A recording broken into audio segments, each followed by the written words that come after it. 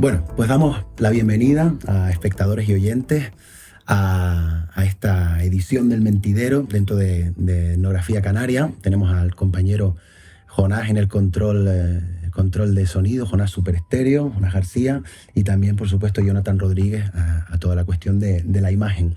Hoy recibimos, o mejor dicho, nos reciben a nosotros porque estamos en su casa, a quien consideramos pues un referente absoluto dentro de lo que tiene que ver con la investigación y la divulgación de la música, de transmisión oral, de la música y demás cosas, como vamos a ver a lo largo de la entrevista.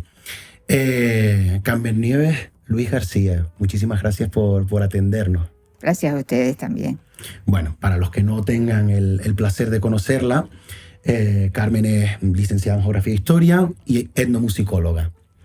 Entre muchas otras cosas, porque van a ver que hay muchísimas inquietudes y muchísimas áreas a las que ha atendido, ¿no? ¿Puedo intervenir? Por supuestísimo, las veces que quiera. Yo no soy etnomusicóloga, te explico.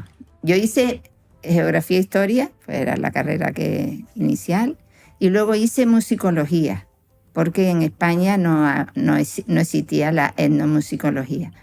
Pero era la única especialidad que tenía contenidos relacionados con el tema que a mí me preocupaba. Yo no me podía ir fuera de aquí porque tendría que ser en el extranjero. Claro. El dominio de las lenguas, Alemania. No, de ninguna manera me podía ir. Entonces la única forma fue hacer musicología.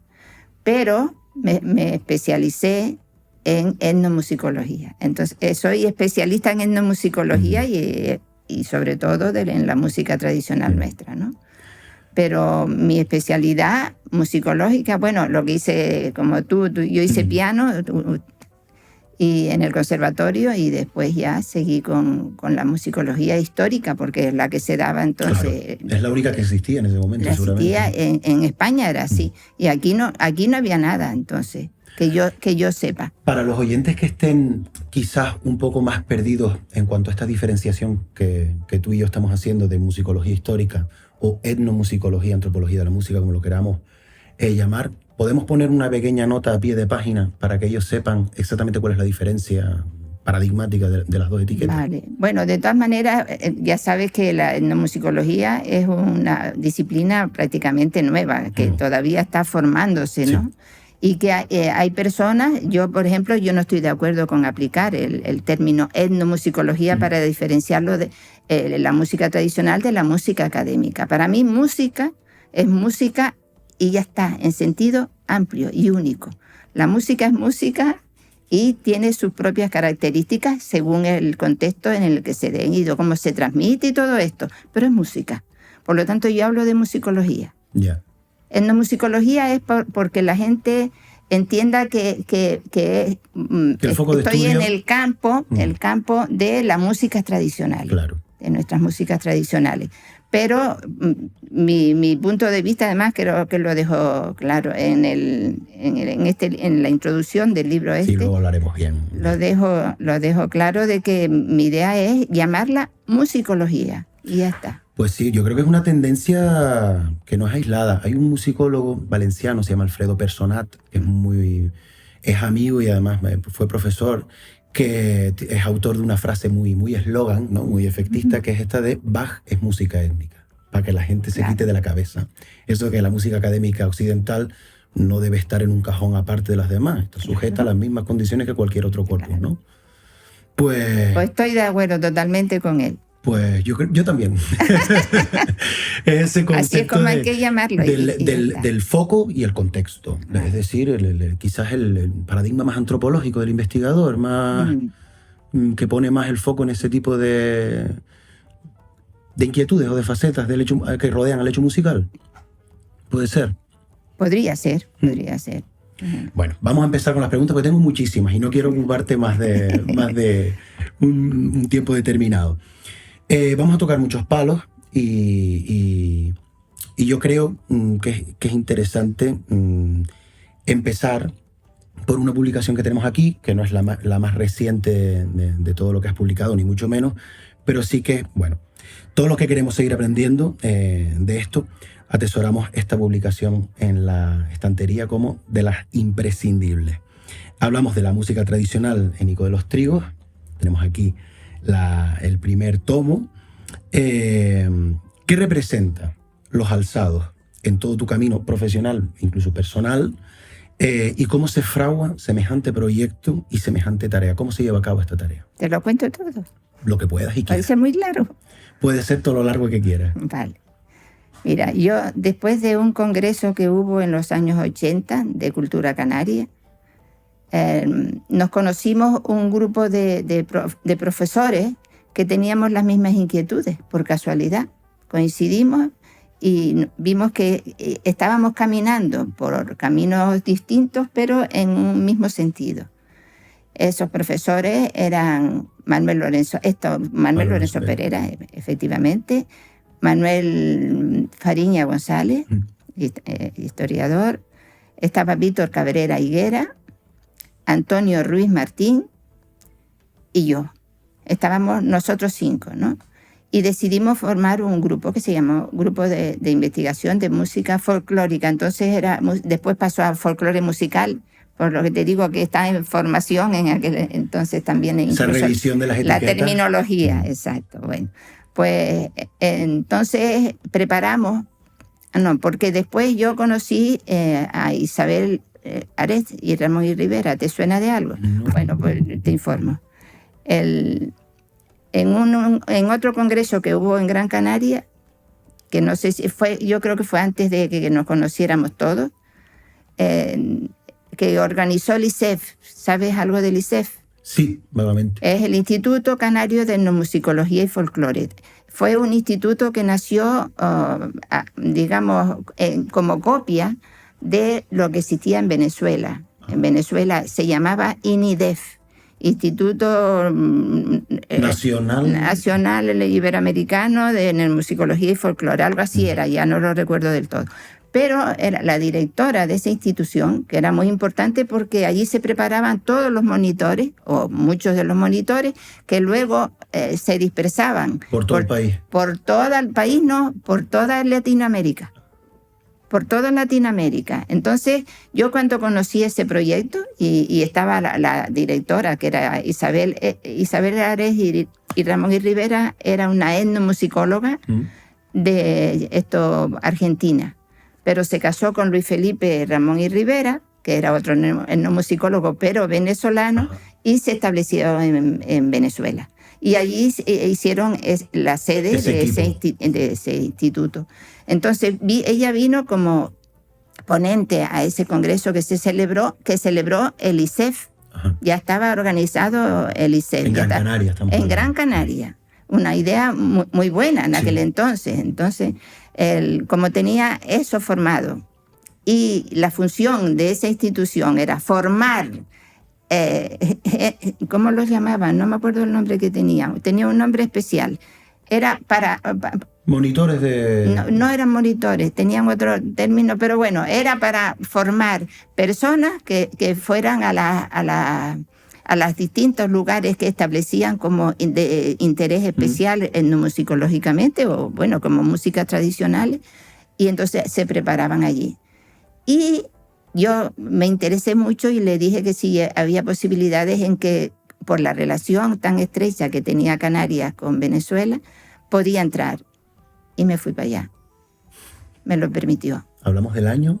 Del año, espérate, eso, 80 y algo, no estoy segura. Más o menos. No estoy segura, pero bueno, es en esa época.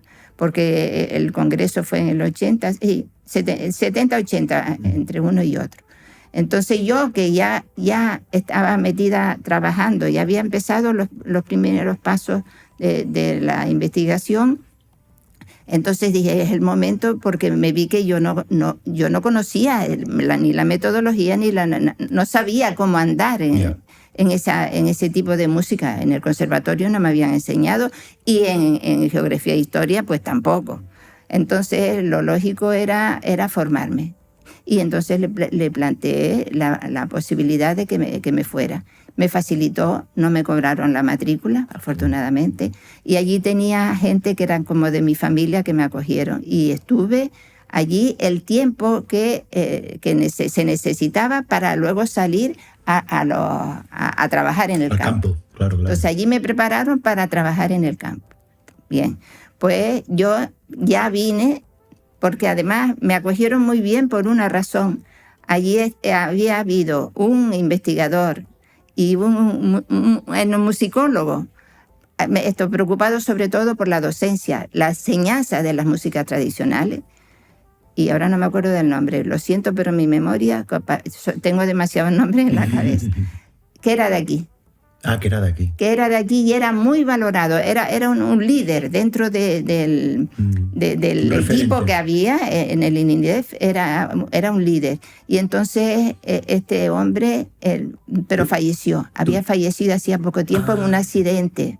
Fue una verdadera lástima y para ellos fue una pérdida tremenda, ¿no?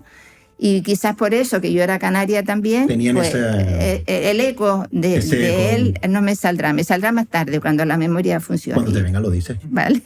Y entonces, pues nada, estuve allí el tiempo que exigían para seguir a las misiones de campo, vaya. Misiones de campo. Misiones de campo. Son misiones, las misiones en tal sitio, misiones en tal, un término aplicado histórico, ¿no? Sí, muy curioso. Eran misiones, sí. Bueno, pues mi misión, a mí me prepararon para venir aquí. Y yo venía con todo un proyecto, porque yo al mismo tiempo me preocupé de ver cómo hacían los proyectos, cómo los preparaban, y venía preparadísima para preparar un proyecto clara, aquí, sí, para saber cómo aplicarlo, y ya que el equipo que ya estaba formado, pues plantearlo en el equipo, y hicimos un proyecto y lo presentamos al Cabildo. Pero ese proyecto, según me dijeron después, más tarde, había ido a parar a la basura. Vaya. Total, no sé, y era, fíjate, en aquel entonces era un proyecto que solo necesitábamos, todos que éramos docentes, necesitábamos un año sabático, un año, y que no es sabático, sino un año de cambio de trabajo, y con un presupuesto que era factible, vaya. Sí, no era ninguna locura, vaya. No. Entonces dividimos la isla, era de Tenerife en principio, ¿no? Dividimos la isla en comarcas. En comarcas, y según las comarcas culturales que había, pues empezar por una, y si mal no recuerdo, en pocos años podíamos hacer el trabajo de campo en todas las comarcas de Tenerife. Fíjate lo que no se hubiera perdido. Pero como no fue aceptado, no nos quedó más remedio decir, somos conscientes de que este trabajo hay que hacerlo, porque en poco tiempo va a desaparecer. Los informantes van a fallecer, por desgracia. Va a haber una desaparición muy grande, porque ya conocíamos, habíamos hecho algunos trabajos de campo, y tenemos que seguirlo haciendo como sea. Yo ya conocía los alzados, porque había hecho, en el trabajo de campo, había hecho ya una grabación justo con la parranda de la familia Los Alzados. Ahí fue donde me enteré del término alzados y todas esas cosas que dije, ¿y dónde estoy yo? Parranda Los Alzados, familia Los Alzados, lomo Los Alzados. ¿Qué tiene que ver este término con el histórico? Y ahí fue el primer interrogante que se me planteó. Pues entonces, ¿qué es lo que hice? Yo, que conocía ya eso, que sabía la riqueza que ya había musical, histórica, ¿no? Entonces, a mí me tocó la comarca de Ico de los Trigos. Me la impuse porque sabía que allí había mucha madera. Había mucho hilo del que tirar, Mucho, sí. Y entonces, pues pedí. Lo único que me nos quedaba es hacer las cosas al mismo tiempo. Entonces surge un proyecto doble. Un proyecto de investigación por mi parte y otro de docencia. Porque allí íbamos a investigar y aplicarlo a la educación al mismo tiempo. Y eso es lo que hicimos. De ahí surgió el grupo. El grupo no estaba previsto hacerlo, sino yo daba mis clases de música, exigía ya en ese momento, porque yo tenía otras experiencias, yo había tenido experiencias en Weimar, y tenía música académica y música tradicional. Una horita para una y otra horita a la semana. Y ahí empecé. Qué bueno. La primera, ya si has visto el documental, ahí explico cómo lo primero que hacíamos siempre es que cada uno propusiera qué quería saber o qué quería trabajar, y así se eligió la música tradicional de allí, empezando por la ISA. Y ahí empezó todo. Y de ese paradigma inicial, formativo, etcétera, ¿cómo llegamos a este pedazo de publicación? Pues caminando, en principio, caminando dentro del centro, según iba evolucionando el proyecto educativo, paralelamente iba desarrollándose la investigación. Toda la parte documental primero. Todo, claro. Pero es que tuve la suerte de que convertí a mis alumnos, porque yo soy de Freinet, fui siempre del colectivo Freinet, y la investigación en el aula era importantísima, sobre todo por Francesco Tonucci y todo esto que proponen esa metodología, y que yo descubrí que era la manera más idónea para verdaderos aprendizajes en los alumnos. Ellos mismos lo reconocen si has visto el documental. Entonces, a partir de ese momento, los niños ya eran pequeños investigadores, pero yo estaba detrás. Entonces, según ellos iban investigando en apartados, en contenidos determinados, muy colocados en su sitio, ¿vale? Y luego estaba la docencia. Ellos iban recabando, digamos, eran como ellos eran es como subalternos de la investigadora en este caso, ¿no? Exacto, sí. Ellos eran el contacto. Ellos eran los contactos. Se llevaban su aparatito para grabar en determinadas cosas, naturalmente, no en todo, en cantares, en todo. Bueno, yo todo eso lo conservo, ¿no? Y entonces, pero yo iba detrás.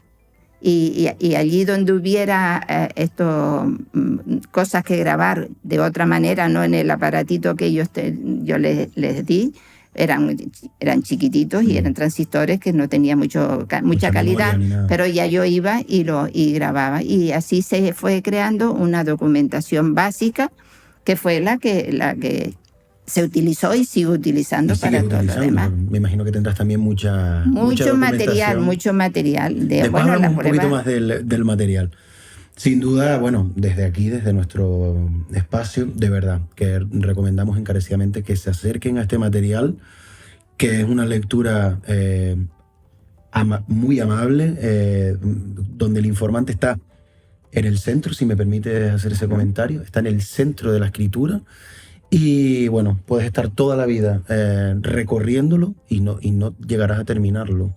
Es un libro para mí, si me permites el comentario, de consulta. Un libro para todos los días o toda la semana ir ahí, curiosear. Oye, mire, pues vamos ahora a la ontología. Oye, aquí cómo viene la partitura. Es un hobby casi. Ay, ha habido gente que me ha dicho que se lo ha leído todo de pe a pa, pero es que no es un libro para leértelo como si fuera una novela, es un libro que es de consulta. Sí, sí. Y para lo que lo necesites, porque además tiene el capítulo introductorio es de los alzados, es la historia de todo el trabajo que por fin, cuando se decidió a empezar ya a publicar, vi que el primer capítulo tenía que ser aquel interrogante inicial que se me planteó cuando me hablaron de los alzados. Porque además yo había ido a lo largo... que se me olvidó decirle que el grupo nace de los alumnos. Yo no lo llevaba en mi proyecto a hacer un grupo para difundir. Surgió por el camino. Surgió por el camino al verse que ellos hacían cosas que nadie más. En los chicos ya de octavo, los mayores, tomaron conciencia y dicen, bueno, ¿y ahora qué hacemos nosotros con esto, Carmen Nieves? Porque esto no es lo que hace la gente por ahí. Entonces decidieron hacer un grupo y no tuve más remedio. A partir de ese momento se acabaron mis vacaciones y me convertí en una turronera. Que iba por todas las fiestas, difundiendo por todo, pero no, en absoluto me importó. Pero eso me permitió un montón de vivencias con ellos, con toda la gente. Y ahí estaba la familia Los Alzadas, ahí estaban los últimos pastores, los últimos cabreros de los alzados. Uno ya desgraciadamente y cochineros, me imagino que habría alguno también, ¿no? También, había de todo. Son famosos los cochineros de Había de todo, pero como un valor incalculable era la presencia de los últimos cabreros de los alzados. Entonces, y estaban conmigo, eran cantadores. Y yo viví con ellos un montón de cosas que me hacían pensar, Dios mío, esto tiene un valor incalculable. Esto es especial, ¿no? Esto es muy especial. Te puedo poner una anécdota. El que todavía vive, que se llama Adolfito, sí, Una persona entrañable, donde las haya, una persona que bueno, yo le tengo un muy especial cariño, ¿no? Y íbamos a una actuación que nos habían invitado, creo que era en Lanzarote, y él tenía que dejar sus cabritas. Y entonces cuando estábamos esperando por la guagua que nos recogiera allí en el colegio, lo vi tan triste y como con los ojos medio aguados.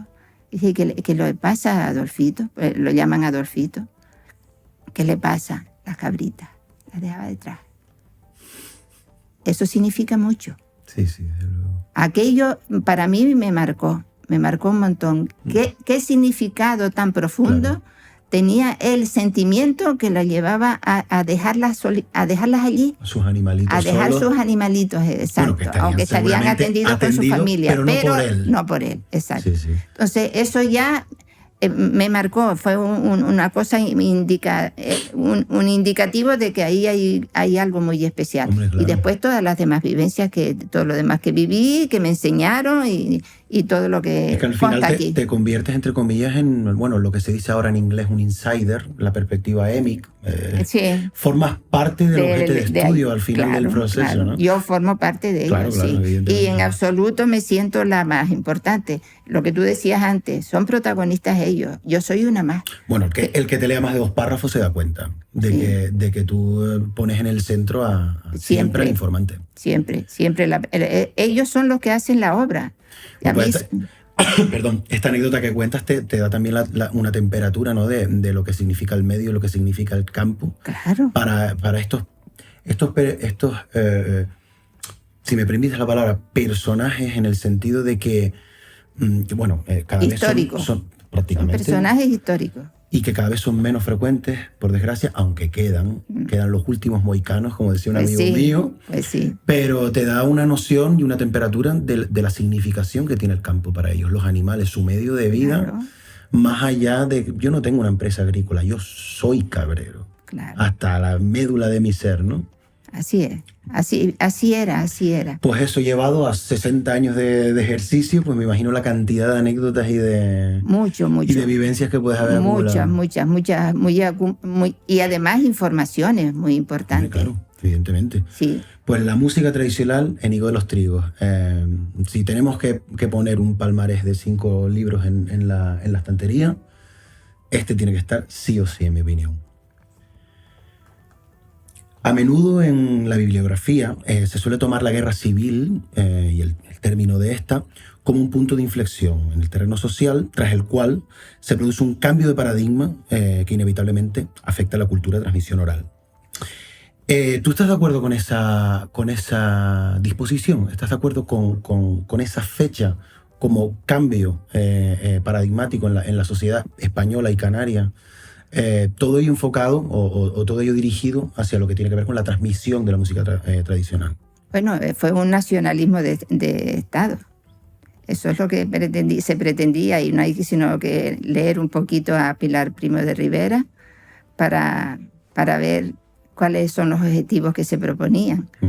Pero a pesar de eso, a pesar de que era una cosa dirigida con unos objetivos, no sé si voy por el camino que tú quieres. Sí, ¿no? sí, totalmente. Vale. A pesar de todo eso, la labor fue interesante.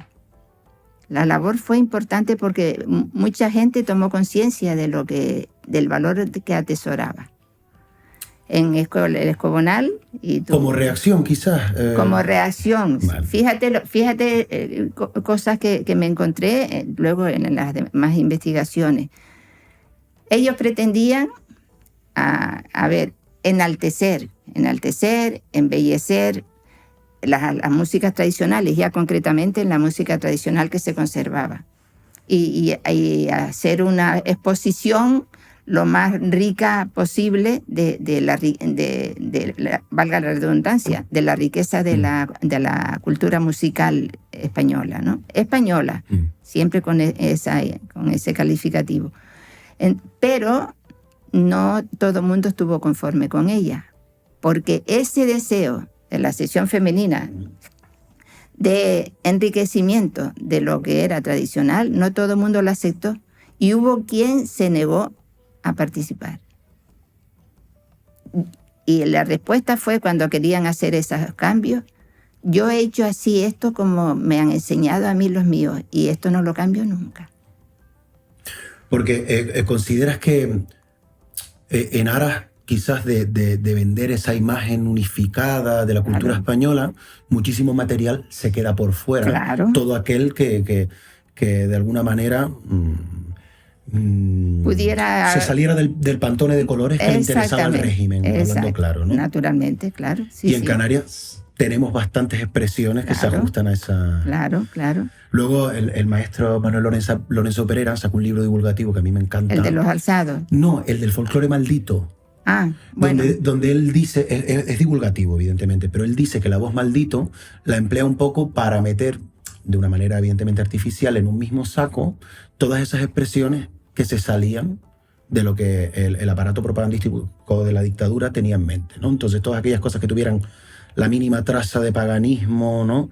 O que presentara cualquier característica que se salía de esa visión unificada del folclore español o de la música tradicional española, quedaba fuera automáticamente. Pero eso no era solamente con la dictadura. Esa fue la actitud de la Iglesia a lo largo de estaba condicionado por la Iglesia a lo largo de toda la historia. No hace falta sino recorrer los archivos para darnos cuenta de la persecución que tenían los cantos dentro de la Iglesia. La Iglesia siempre se mostró muy cortante con lo que podía ser vulgaridad, con lo que podía ser, llámalo paganismo. Yo por eso no me gusta la palabra maldito, no es maldito, porque eso quiere decir que la gente que lo utiliza es vulgar de alguna manera. Entiendo, y no me gusta ese calificativo. Hay que decir, perdón que te corte, él en el prólogo aclara que es una licencia casi poética, que no es una etiqueta real. Pero está en el título y entonces que se queda marcado, porque es lo primero que ves, ¿no? Pero bueno, da igual. Disculpa que te corte. No importa. Pues entonces la Iglesia era la que tenía el papel más importante para atajar, si podíamos aplicar ese término, ese tipo de cosas. Y sobre todo si se hacían dentro de la Iglesia. Y dentro de la Iglesia se hacían muchas cosas. Sí. Se hacían muchas cosas y entonces ellas fueron los primeros en atacar y de alguna manera intentar cambiar todas esas. Dar forma, ¿no? Exacto. Dar forma a las cosas. Exacto. Dar forma de acuerdo con las ideas que tenían, que claro, después con el franquismo, Iglesia-Estado, también había... Bueno, sí, de hecho todavía en los libros de historia se denomina la dictadura como nacionalcatolicismo. Claro. O sea que, sí, nacionalismo de Estado, pero catolicismo, claro. Totalmente. Sí. Y una pregunta. Muchas veces en la bibliografía aparecen determinadas expresiones como los saludos de los pastores al niño Dios en La Palma, o los mismos tajarastes que entran en la iglesia, que no dejan de ser quizás expresiones con ciertas connotaciones que proceden o que tienen ciertos parentescos con el paganismo, pues, a falta de unas palabras mejores, ahora tú me las mejoras. ¿Cómo choca el hecho de que los sincretismos religiosos y culturales se dieran en el seno de la Iglesia con que ahora en el 20, en plena dictadura, se le pase una tijera a esas mismas expresiones que siglos atrás, quizás 3, 4 siglos atrás, probablemente, o corrígeme si me equivoco, estaban impulsadas por la propia Iglesia, porque al final eran un elemento para vender su religión, su nueva religión y su liturgia. Claro, la evangelización, esa era la forma una manera fácil de conseguir la finalidad que tenían de evangelizar. Exacto, ¿no? Claro. O sea, que de alguna manera la Iglesia durante la dictadura se pone la zancadilla a sí misma, porque, me explico, en un siglo XV, en un siglo XVI, son ellos, mientras los países anglo-germánicos colonizan de una manera muchísimo más rígida y mucho menos permisiva con los elementos de las culturas preexistentes. Aquí se incorpora. El Imperio Español, por el contrario, dice, no, me interesa, vamos a poner una catedral católica con motivos indígenas, vamos a poner... era como más integradora y luego en el 20, paradójicamente, es la propia Iglesia la que empieza a barrer esos elementos del mapa. ¿Es posible esto que estoy diciendo? Claro que es posible y ha ocurrido, naturalmente que ha ocurrido. Pero no hay que olvidar que aparte de los elementos que se incorporó a la Iglesia con esos fines, hay otros que también lo desestimó. Evidentemente. Son dos cosas. Lo que le interesaba, porque podía cumplir los objetivos que ellos habían propuesto de evangelización, sí, sobre todo, y de dominio, porque en el fondo es dominio, ¿no? Eso se conservaba. Eso se conservaba. ¿Y lo demás? Exacto. Pero gracias a eso, por ejemplo, se conservó ¿qué pasa con el baile del tambor? Pues Homero. Sí, claro. Si no hubiera sido de esa manera, probablemente hubieran claudicado y si los perseguían. El hecho de haberlo incorporado como un baile tradicional, que no era exactamente como se hace, desde luego. Bueno, evidentemente habrá ido cambiando también, ¿no? Bueno, que sí cambió, pero afortunadamente se mantuvo hasta el siglo XX de esa misma manera. Y tenemos fuentes de todo eso. Tenemos fuentes de todo eso, sí. No todo iban a ser malas noticias. ¿Conoces el libro de Don Isidro?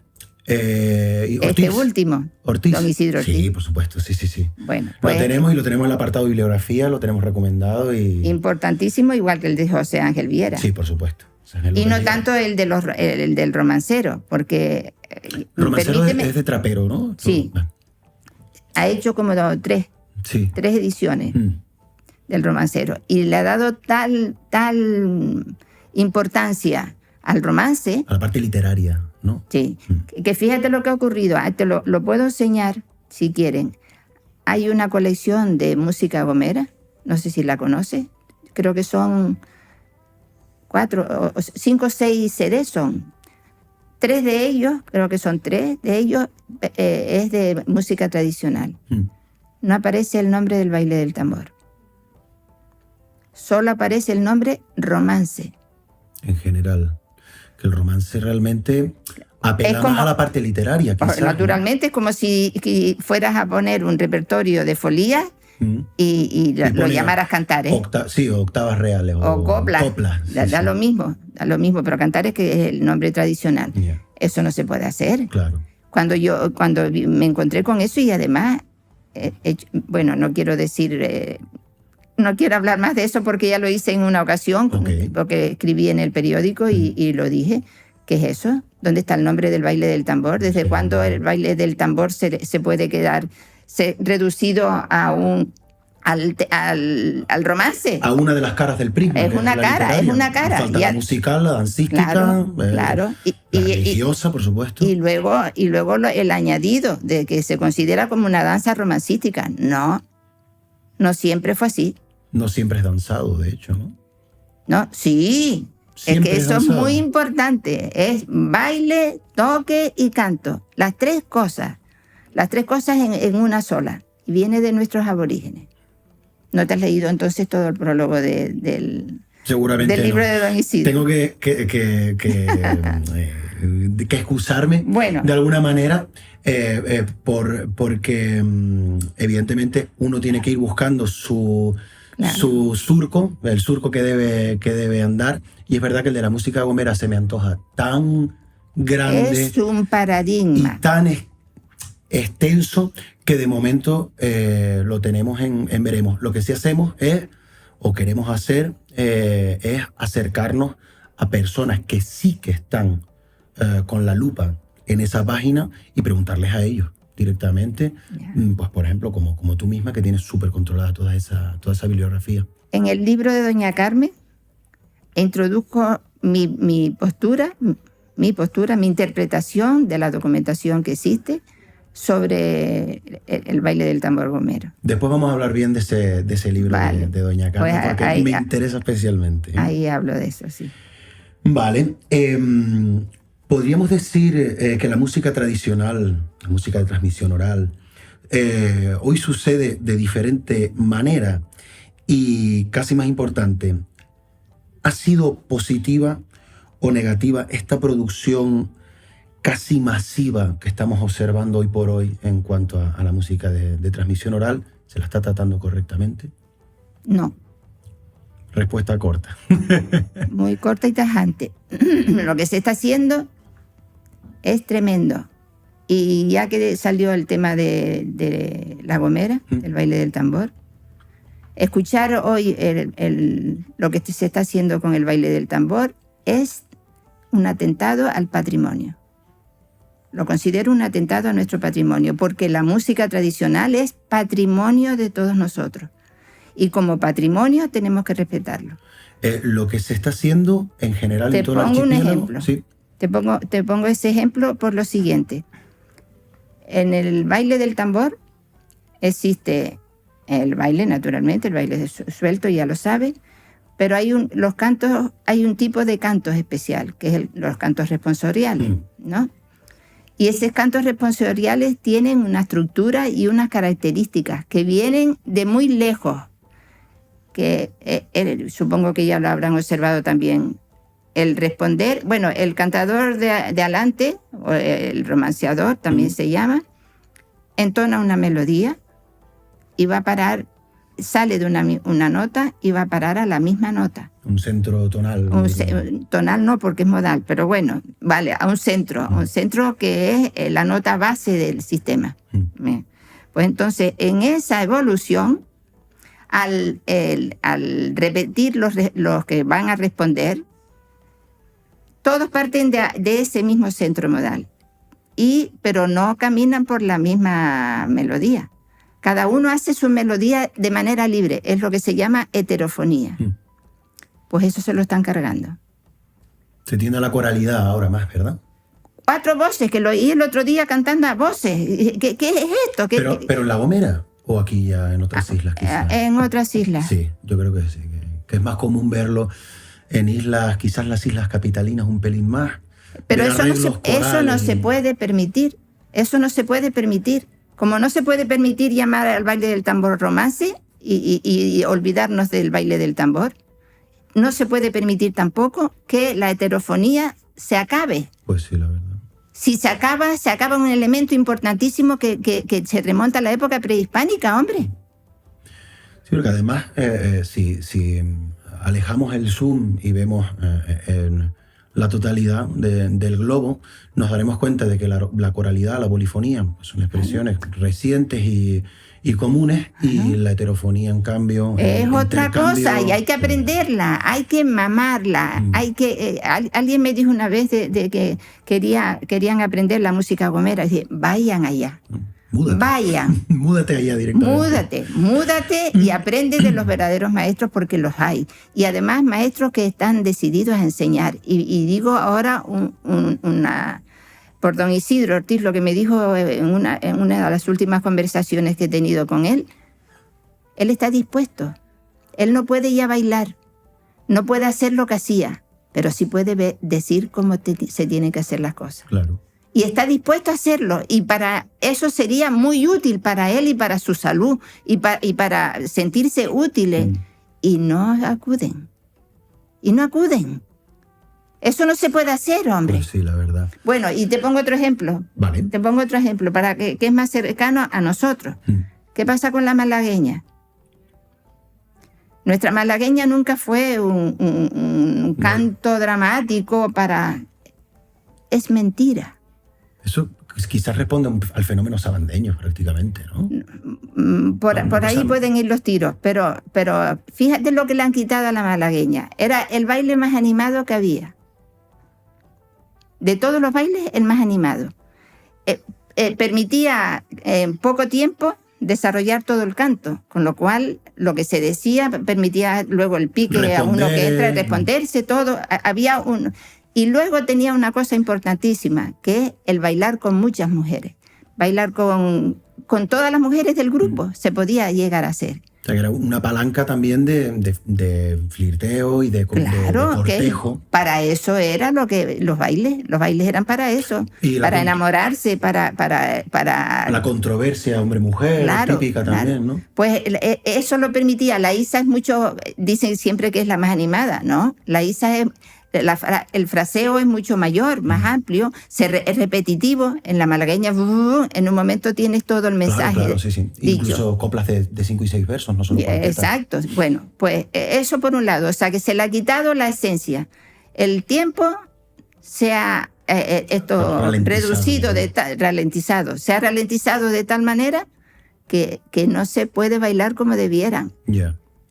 Recuerdo aquí mismo, en esta habitación, yo grabé a mucha gente que eran bailadores de aquí, de Realejo, gente mayor.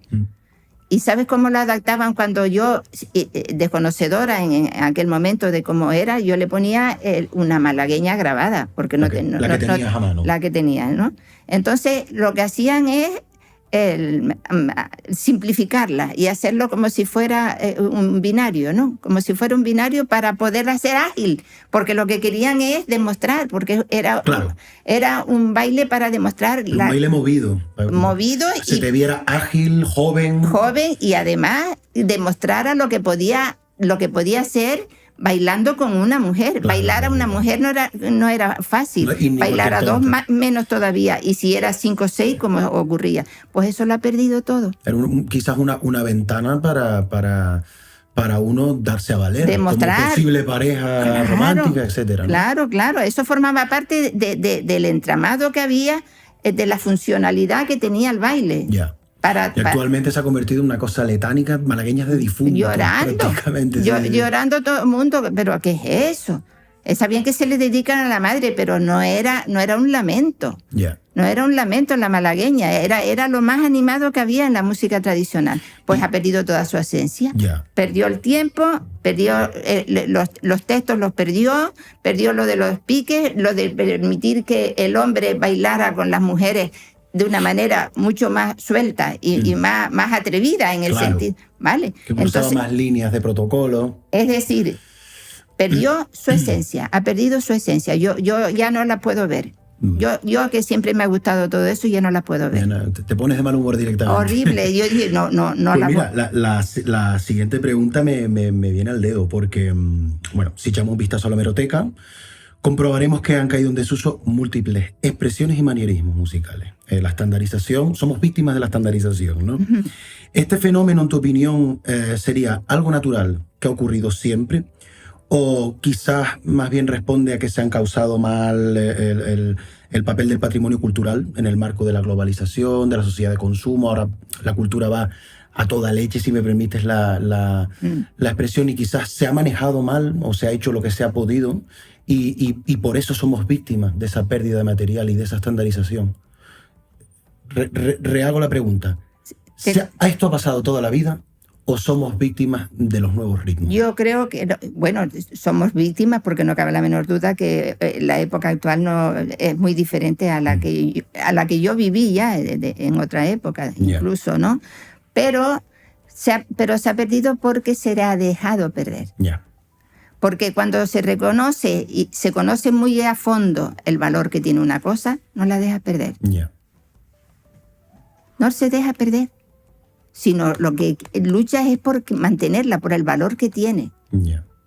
Y si existiera una enmienda a la situación, ¿esta se daría en el plano científico de la mano del plano institucional o sería una solución de la gente que participa del medio escénico, por ejemplo? Porque al final el folclore muchas veces, o la música tradicional, va a parar al medio escénico y ahí es donde empiezan las confusiones muchas veces también, ¿no? Claro. Entonces, ¿la solución pasa por el medio escénico, por los artistas, o pasa por las instituciones y el tejido científico, vaya? Yo creo que por todos los campos puede pasar, sí. La escena es interesante lo que pueden hacer los grupos. Y vi una cosa el otro día que va en esa línea. ¿Conoces Surco? Ese programa que hizo el Colorado con cantadores. Que era en Televisión Fuerteventura, un programa... Es precioso. Sí. Es precioso. Sí. Y están todos cantadores de todas las islas. Sí, llevaban agrupaciones pequeñas también, creo recordar que fue Tetir. No. Es de ellos solo. Igual que Sable. Jable. Ay, perdón, Jable. Sí. Lo dije en francés. Sí, el concepto es un poco el mismo también. ¿No? Claro, pues es lo mismo, pero Surco fue una cosa nueva. Domingo al final se le ocurrió tocar sin micros y ni sin nada. Eso es lo que hay que hacer. No hay que supeditar a tanta microfonía y a tanto, y perdónenme los técnicos. No, para ellos es más difícil sonorizar 40 canales que 3 micros de ambiente y coger la Es atmósfera. horroroso, es horroroso. Yo he tenido que pasar por algunos escenarios últimamente y tienes que ir de puntillas porque vas pisando cables por todos lados. Se nos ha ido de las manos. Todos los instrumentos ya tienen... Yo te doy la razón que se nos ha ido de las manos. Total. El tema de que un grupo de folclore tenga 50 canales. Para los que no estén avesados al mundo del escenario, cada cosa que suena lleva una línea por separado. ¿Eso qué hace? Pues que los instrumentos se escuchen muy, muy bien en cuanto a calidad sonora, pero lo que a veces se llama nube armónica o atmósfera acústica, lo que entendemos como una visión macroscópica de la agrupación, cómo suena la agrupación entera, se pierde totalmente. Tienes todo clarísimo por separado, pero luego un señor de manera artificial tiene que hacer una mezcla y el resultado al que se llega no tiene por qué ser. Es artificial. Exacto. Yo no lo oigo, yo no oigo lo que tengo que oír. Ya. O lo que estoy acostumbrado a oír cuando se está en una parranda. Y esa es la música que hay que dar a conocer cuando se trata de... Bueno, lo que pasa es que son los grupos folclóricos que todos hacen lo mismo, pero sí, últimamente es un atrevimiento brutal. Bueno, y por no analizar más cosas, ¿no? Sí, no, pero en ese sentido, el electrocutar de esta manera con todos aparatos eléctricos y con tantos enchufes y tantas cosas, ya no sale lo que tenía que salir. Ya, sobre todo si estamos hablando en todo momento de música tradicional. Claro. En otros géneros, yo no estoy en contra de la recreación en absoluto. Ya. Yo creo que el recrear, componer, todo eso es muy importante, pero conociéndolo muy bien y dándolo a conocer como recreaciones, como se hace en la música clásica. Yeah. Yo puedo hacer variaciones sobre la fuga no sé qué de Bach, puedo hacer variaciones, pero el título tiene que ir. Y el estudio previo, ni te cuento lo que supondría todo eso. Y lo que hay que conocer la obra de Bach para luego hacer variaciones sobre ella. Sí. Entonces, pero lo que no se puede hacer si tocas a Bach es no tocar lo que está escrito, porque eso fue lo que él escribió. Claro. Pues en la historia, en nuestra música tradicional, también se va escribiendo la partitura. Pero en la partitura oral, que se mantiene en la tradición. Y ahí es donde nosotros tenemos que llegar y lo que tenemos que transmitir a las futuras generaciones. Dicen que eso significa quedar como anclado, como que no evoluciona. Pues gracias a Dios, porque si no llega a ser por eso, por ejemplo, la música gomera hubiera desaparecido. Pues sí. Bueno, se está desapareciendo por nuestra culpa, ya no es la sección femenina. A la sección femenina se le podía decir... Otra cosa, pero ya de esto la exoneramos. Aquí ya nos toca a nosotros. Somos nosotros. Ya. Bueno, de hecho, el otro día tenía un debate con un compañero cantador, yo sé que tú lo conoces, me encanta cómo canta, porque además es de esa gente que arrastra un estilo del siglo XIX, innegable. Y este señor, que además tiene la particularidad de ser muy joven, me decía, dice, ¿cómo que malagueñas de Colalto? Son malagueñas de Tenerife. Claro. Ni malagueñas de Colalto ni nada. Entonces, muchas veces estamos tomando el folclore o la música tradicional, determinadas expresiones musicales de determinadas comarcas donde allí se han conservado y estamos diciendo, este es el canto de él, es como... No, es que cuidado, porque quizás imbuidos por ese espíritu de folclore, de asociaciones de vecinos que repito, yo en este caso pues me alineo con lo que estás diciendo y no quiero en absoluto criticar ninguna expresión ni ninguna actividad. Pero es verdad que si tuviéramos quizás un sistema de formación antes decías monitores, si tuviéramos nosotros una misión musical o etnomusicológica, quizás dedicando los mismos recursos, las mismas horas, en los mismos espacios, podríamos hacer algo totalmente distinto, ¿no? Yo me alegré cuando vi que este domingo hizo la prueba esa al final del acto. Vamos a tocar fuera de los micros.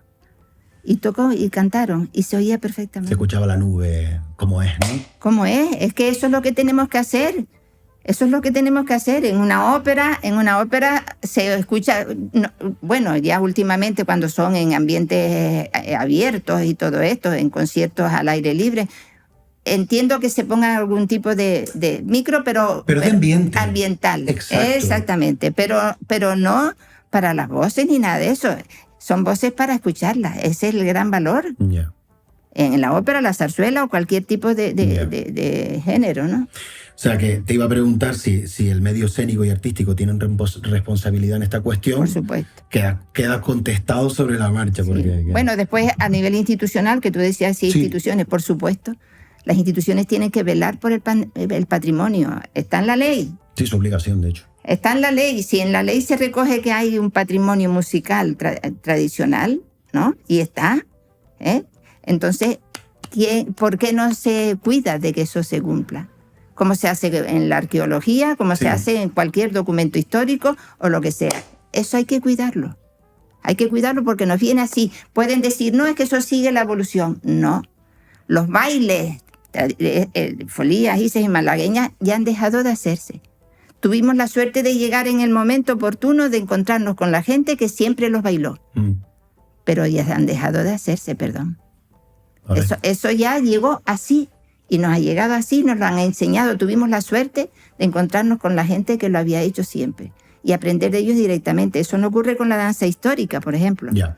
En la danza sí, perdón. Tu idea es que eso para. Tu idea es que eso llega un momento que paró. Paró porque que empezaron las orquestas de viento, todo esto, los bailes en las verbenas, todo eso, y los repertorios. No hay que sino ver las verbenas actualmente, o los bailes actualmente donde se hagan, que los repertorios ya son otra cosa. En las orquestas del Escobonal, que tenemos un montón de fotos de primeros del 20, ya vemos que los timples y muchos instrumentos que hoy consideramos tradicionales y tal, no hacían su aparición. Eran 2 laudes, un violín, 3 guitarras, y a tocar habaneras, pasodobles y cosas que a lo mejor no eran folías e isas, ¿no? Ya, pero es por eso, porque llegó un momento en que se dejaron de hacer. Se dejaron de bailar. Se dejaron de bailar, que se mantenían en algunas parrandas. Desde luego yo me lo tropecé en Ico del Alto, yo me los encontré en Ico del Alto, todo eso.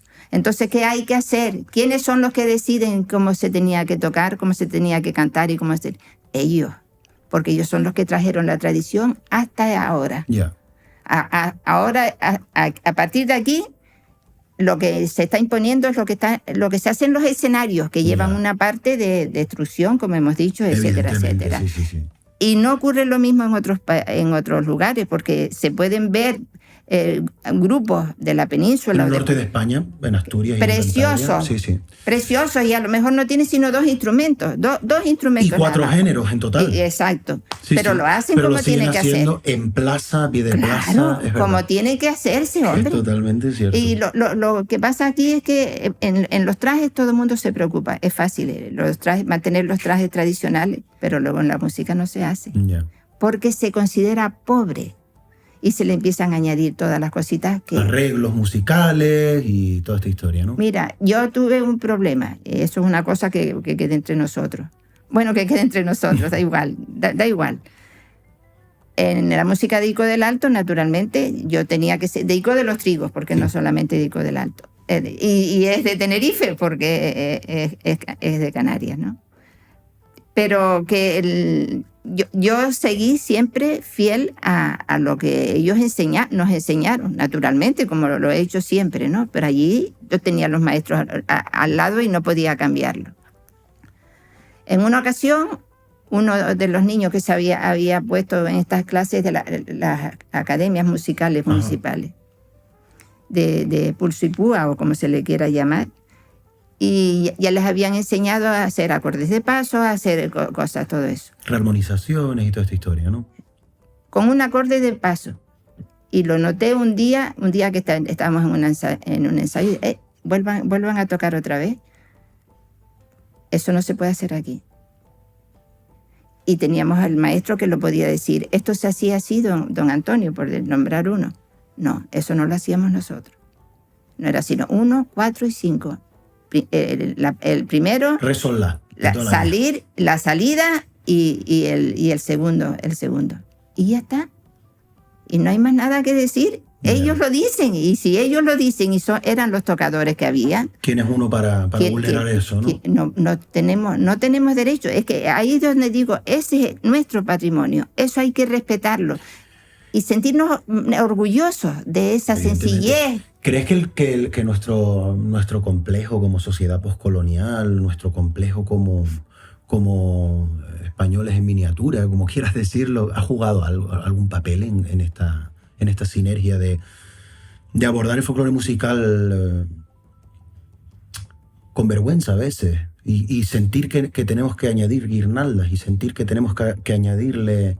Sí, eso es latente, eso está desde el principio. Es el monstruo que está de fondo ahí. Está, sí, es la infravaloración de lo nuestro. Pero eso forma parte de todos los sistemas colonialistas. Yeah. Eso, en todos sitios donde ha habido colonias, es muy difícil que los colonizadores reconozcan el valor que eso tiene. Son las propias personas que son los portadores los que realmente saben de ese valor y lo respetan y lo quieren mantener de esa forma. Incluso puede ser que encontremos dos ambientes aquí, una pequeña diferenciación entre el ambiente más capitalino y los ambientes más de pueblo. A mí, por ejemplo, me pasó una cosa cuando era niño, que hace relativamente poco, y es que yo, una etapa de mi formación fue en Santa Cruz, y era gracioso que yo cantara folclore. Mira, este niño. El mago, me dijeron alguna vez, y más de una vez me invitaron a responderle. Muy bien. Y eso pasó.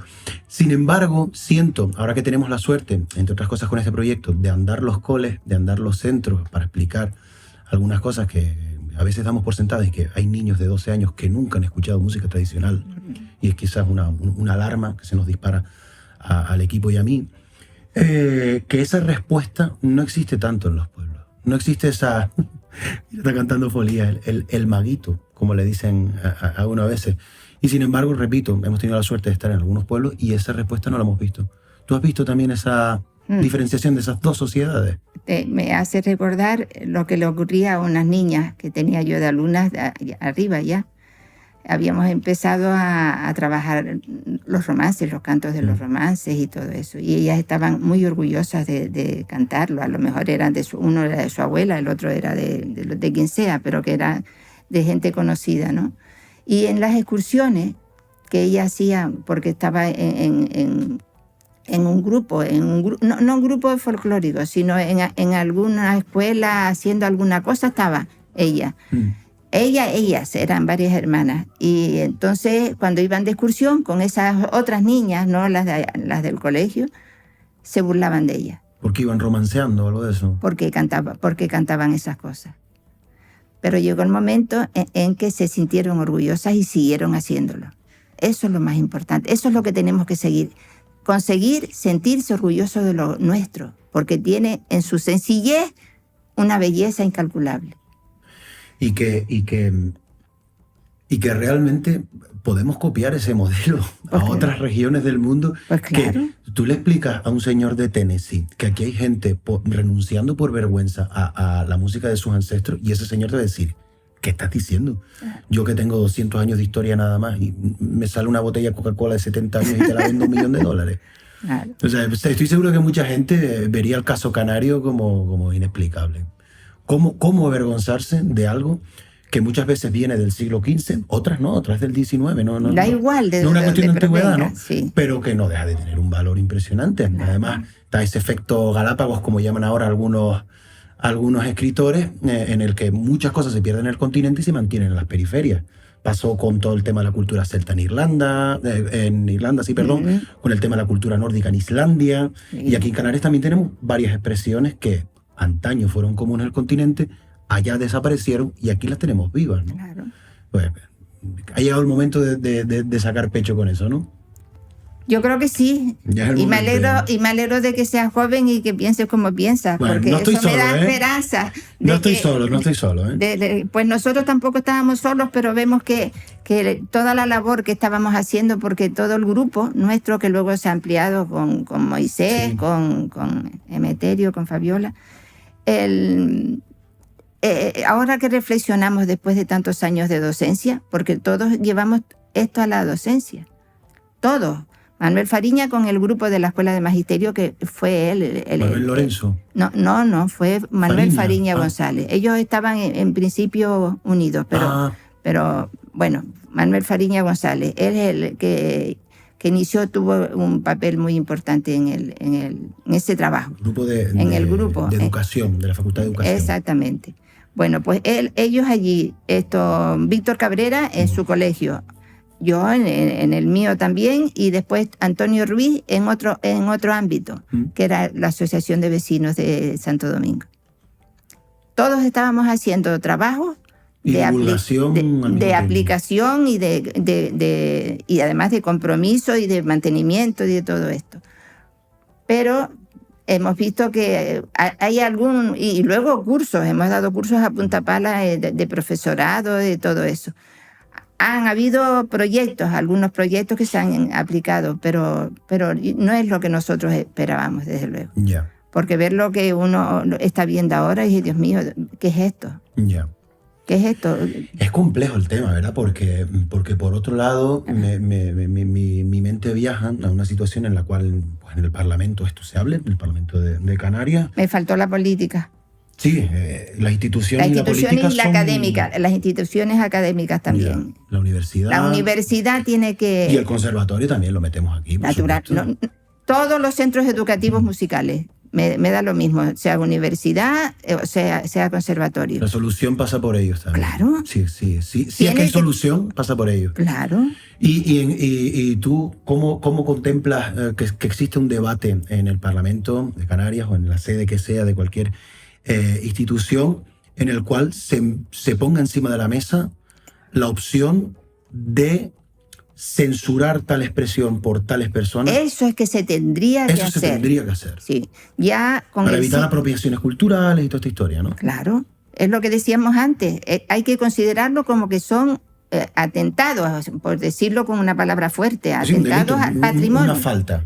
Una falta grave al patrimonio intangible que tenemos y que es muy rico, ¿no? Entonces, eso no se puede seguir permitiendo como, ay, pues sí, qué bonito. No. Ya. No. Quizás el folclore va quedando en los ayuntamientos y en las ciudades, quizás especialmente, va quedando relegado a un objeto heráldico, una medalla que se pone, un broche de oro para tal evento, para tal entrega de premios o para tal cosa. Llega el folclore, hacen 3 piezas que suelen ser las 3 mismas. Las de siempre. Tacatá, medallita y a correr. ¿Puede ser esto? Totalmente. Sí. Es así. Vamos a intentar ser optimistas también. Y te puedo poner ejemplos, pero ya no son muy cercanos. Ya, bueno. Son muy cercanos. No hace falta que te mojes tanto, no. Pero ya nos has dicho un montón de cosas y nos has confirmado cosas que ya teníamos y veníamos cavilando y oídas en tu voz, pues adquieren un nuevo peso, desde luego. Te lo agradecemos muchísimo. Bueno, me gustaría abordar la que aparentemente es la faceta más inacible del trabajo musicológico y etnográfico, al menos 2025, que es la cuestión indígena. Más que preguntarte por fuentes concretas o por informaciones, yo sé que estaríamos aquí 5 días con el trabajo que has hecho y la memoria que puedas tener. Me gustaría preguntarte qué valoración o con qué espíritu crítico contemplas las primeras fuentes, es decir, 15 y 16. Estamos hablando de Estanislao González y González, las mismas que encontramos en Le Canarien, por ejemplo. Esas fuentes son sagradas, las pasamos por un filtro, pecan de ciertos eurocentrismos o de ese reflejo hiperbólico de los caballeros de la época. Estamos hablando de tardo medieval, todavía no estamos ni siquiera en la edad moderna. Y el Instagram, el Facebook de ellos, era llevarse a alguien que registrara un poco aquellas cosas. Esto, lógicamente, no te lo estoy explicando a ti, sino a la gente que nos está escuchando. Sí. Y muchas veces exagerar datos, situaciones, etc. Entonces, repito la pregunta. ¿Con qué espíritu crítico abordamos esas primeras fuentes? Luego te voy a preguntar por las más nuevas. Y todo esto, hablamos de la cuestión indígena. Las primeras fuentes hay que darles el valor que realmente tienen de ser primeras fuentes. Las crónicas, todo esto... Pero se necesita una interpretación y documentar la interpretación que da, justificarla, mejor dicho, justificar esa interpretación. Pero que son valiosas, sí. Naturalmente, cada una a su contexto. Es lo mismo que lo de Betancur Alfonso. Justo te iba a preguntar por eso después. Bueno. No, por favor, sigue, por favor. Es lo mismo que, por tener un ejemplo mucho más cercano, Bethencourt Alfonso hizo un trabajo incalculable, pero la obra de Bethencourt Alfonso hay que encuadrala en el contexto en el que vivió. Romántico. Él era un hombre, claro. Era una época de nacionalismo, de romanticismo, entonces hay que tener en cuenta que eso es así. Todo tipo de documentación hay que interpretarla teniendo en cuenta siempre el contexto que vivió el autor de esa información. Claro. Sea crónica del siglo XVI, sea del XVII. O sea que si tenemos y un cronista, Bethencourt Alfonso es un ejemplo. Ya, tenemos un cronista para llevar esto, digamos, a un lenguaje que la gente pueda comprender. Si tenemos un cronista del siglo XV en el que me dicen que tal guanche medía 2,5 metros, ya yo tendré que pasar el filtro y decir, claro, es que si tumbas a una persona de estatura normal, tu hazaña es menor y como tú lo que quieres es esta epopeya caballeresca y tal, pues te viene bien decir que has tumbado a un gigante. Yéndonos al 19, tú hablas de Juan de Bethencourt, podemos hablar de Álvarez Rixo, podemos hablar de diferentes fuentes. Aquí estamos en un momento en el que estamos imbuidos por el pensamiento romántico, en el que todo era hiperbólico, todo era subjetivísimo, evidentemente. Estamos hablando de los albores también de algunas disciplinas que hoy son... La antropología y todo eso. Sí, efectivamente. La todo. antropología, la sociología, la misma musicología ve sus inicios en el 19. Entonces, bueno, hay que pasarle un filtro a lo que ellos dicen, ¿no? Porque a mí me da la sensación... Yo creo que el filtro lo da el contexto propio. Claro. Conocer el contexto histórico y sociopolítico. Exacto. ¿No te da la sensación con Juan de Bethencourt de que a veces... Bethencourt Alfonso. Con Bethencourt Alfonso, perdón, Juan de Bethencourt. Sí, déjalo quietita ya. Con Bethencourt Alfonso, siglo XIX. ¿No te da la sensación de que todo es guanche para él? De que todo es indígena. Es que eso fue lo que él trabajó. Su objetivo era buscar todo lo que había, en este caso en las islas, que pudiera tener que ver con el mundo aborigen. Y eso no se le puede criticar, porque ese era su objetivo, era un objetivo claro. No, claro que no. Era un objetivo claro, pero se le ha criticado. Por ejemplo, en El Romancero, el propio Menéndez Pidal habla de Bethencourt Alfonso como que porque desechó el romancero hispánico, ¿no? Desechó porque no le interesaba, no era su propuesta. Yeah. No era su trabajo. El trabajo que él quería hacer era sobre la pervivencia de elementos que podrían ser guanches. Yeah. Y eso hay que respetarlo. Por eso se centró en eso. Que pueda responder a un contexto determinado en que había mucho interés. Perfecto. Por eso la es cuestión así. Del nacionalismo, quizás. Exacto. Yeah. Eso pudo haber influido, pero eso hace daño a alguien. No. A nosotros como investigadores, hoy nosotros también estamos imbuidos de las ideas propias de nuestra época. Evidentemente, claro. Y si algún día interpretan, no se estudia mi interpretación, se darán cuenta de que yo tengo unas ideas previas y unos objetivos previos. De tu tiempo y de tu mundo, claro. De mi mundo, y además que son objetivos que yo me he planteado en mis investigaciones. Nadie puede cuestionar eso. Eso es un objetivo que yo me he propuesto, y él y Bethencourt Alfonso es lo que hizo. Es lo que llevó a cabo. Yo no iba tanto por juzgar, y de hecho no soy yo quien lo juzga, sino la pregunta está basada en lecturas de otros autores, que a veces se le critica. No que haya estudiado solo la cuestión indígena, hasta ahí faltaría más, eso es lícito y me parece estupendo. Lo que quizás se le ha puesto en duda a menudo es que a veces ve elementos indígenas donde no los hay. O donde no se sabe si los hay. ¿Tú qué opinas? Bueno, si no se tiene documentación suficiente para considerarlos como tal, ponerlos como hipótesis, como se ha hecho siempre. Yeah. En los estudios históricos se hace así. O sea, que quizás es un problema de tono a veces a la hora de redactar. No, sí, es una manera de decir, esto podría ser eso, para eso están los condicionales, ¿no? Podría ser. Lo sano que es eso, ¿verdad? Claro. Sembrar esa duda.